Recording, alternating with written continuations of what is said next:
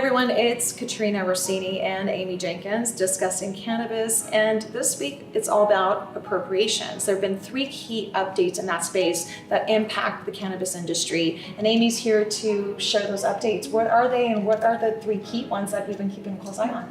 Well, we talked about the appropriations process the other day and just the craziness behind how that process works. And just to recap, about 1,000 bills went through the appropriations process. And so we are now seeing what survived and what didn't. And there are 3 bills that we've talked about previously. 2 moved out of the appropriations process, and then 1 was held.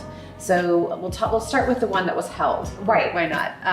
And that was bad news first. I know, bad news first, good news. Good news yeah. later. So the first one was the cafe lounge license. And we actually covered that last week. We recall that there was going to be a bill that, about cafes and lounges being able to serve. This was CBD, right? And no, it was both. I mean, being able to serve food products infused with cannabis. Right. And so I think that it was sponsored, or it is sponsored by the city of West Hollywood. The bill was AB 1465. Now, unlike the tax bill, which we previously talked about, which was actually held, this bill was made a 2-year bill. And that means that the author can bring this up again in January of next year. So it's the idea is that there's some time to maybe deliberate and talk about this topic.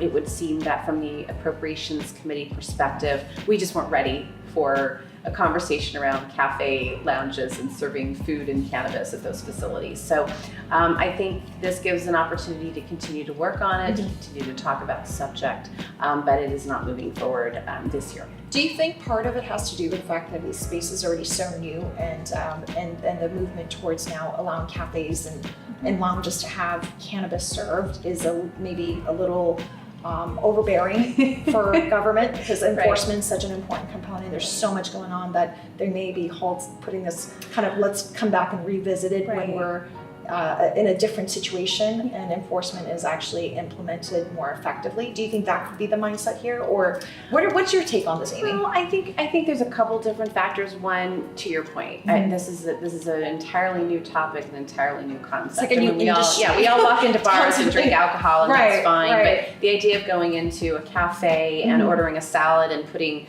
a dressing on top that might be infused with the THC, cannabis, I think is a little forward thinking for a lot of people. But there was also some concerns from the cannabis retail side that said, okay, wait a minute, what are the limits? I mean, can you go in and order a bunch of takeout and take it out? That's competition, against my retail facility. So I think there's just a lot more conversation that needs to take place.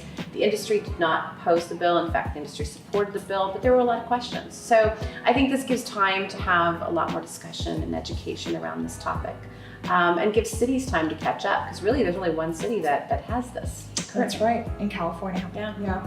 Well, very interesting. We'll keep an eye on that one as we go along. What are the other 2 areas of the key points? We'll touch on it briefly. So one, we've talked about the bill that would mandate retail in communities where Prop 64 passed. That actually moved out, and there was a lot of speculation that would not be successful. But that bill passed, but it did pass with some amendments. And what those amendments do is, it was like a 1 retail facility for every 4 liquor licenses. That has been expanded, so it's a 1-to-6 ratio. Could you give a quick update? I know we touched on it last week a little bit, but there's so much going on in the bill space. Could you give a quick brief update on what does it actually do? Okay, so what it says, it's AB 1365 by Assemblymember Ting, and what it does is it says where Proposition 64 passed, so in cities and counties, if it passed with over 50% of the vote, that community would be required to authorize retail, and it establishes a formula. So that formula yesterday in the Appropriations Committee was amended. So the new formula that would be required if that proposition was approved by, let's say, Sacramento voters, is you would have to have 1 cannabis retail facility for every 6 alcohol licenses. Okay.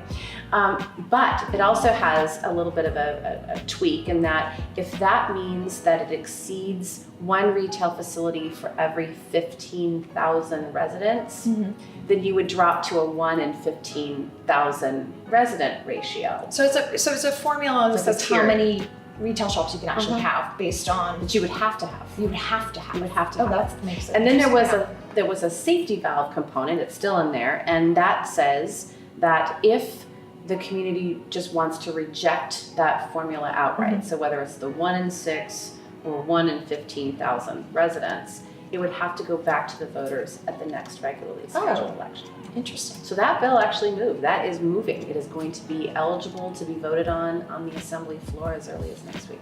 And so on that same note, today in obviously various jurisdictions in California that have allowed for cannabis to be in their communities, the confusion from my end is, don't they already have rules per city based on like how many licenses they have chosen to give out? So Sure. does this basically take over? It preempts that. Preempts it. Yeah. So we could potentially have more licenses You could released potentially if this have more actually licenses. passes.